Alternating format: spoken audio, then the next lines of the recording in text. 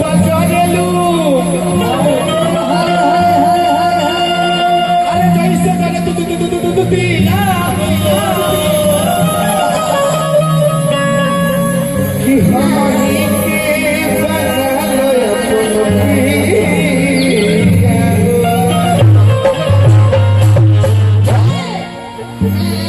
एगो हम गाना गईले रही हो अरे कि तुम आज आइटम बम लग रही हो इस गांव में फोटो की क्या कि तुम आज आइटम बम लग रही हो इस गांव में फोटो की क्या प्यार से आई लव यू बोल रहे हैं बाबू का के फोटो की बड़ा आई लव यू बोलवावे के मन बा আমি তোরা ভালোবাসি গো एगो सही बोल जवाब दे दी आई लव यू के मतलब समझे लो ना तू ही समझा आज आई लव यू आजकल के जमाना में का बा कोनो के मायने बा अरे तो बा कोनो मायने नहीं थे मायने कोनो मायने मायने तो बा सदा के के देखो सुना बोला का कहलो हो फटबू का हाँ कौन सी फटबू अब तू जो फाड़ गई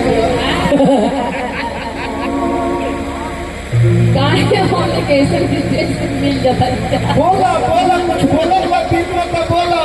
अरे कि घोर के मत पिया ना तब पिया के दियाई अब छूचे सतुआ ठगबू तब दारू में सट जाई हाय चढ़ा जवानी पर गुमान मत करो भगवान के कृपा रही तो यो सर्व एक दिन झूल के लटकिए जाए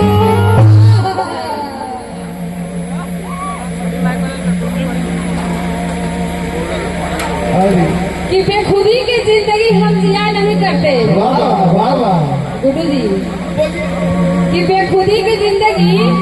अरे हम जिया नहीं करते और जाम दूसरों से छीन करके पिया नहीं करते अगर आपको मोहब्बत होगी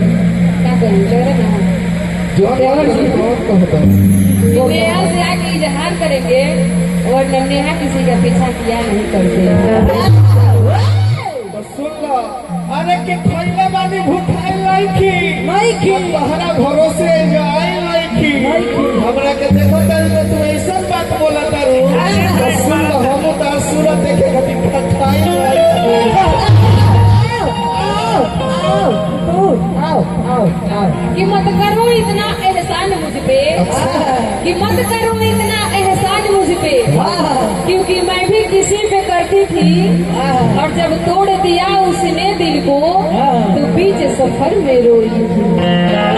गलतफहमी रहे अरे कि जकरा के रुपया मननी उपाय निकला जकरा के अपन मननी उस ससुरी का साई निकला एगो सीधा साधा लड़की समझ के प्यार करिए चाचा पता चला कि साथ लड़के के माई निकल कि महलों में तुम हो तो सड़कों पे हम भी नहीं कि महलों में तुम हो तो सड़कों पे हम भी नहीं और कान खोल करके सुन लो अगर शादीशुदा तुम हो तो तुम्हारे हम भी नहीं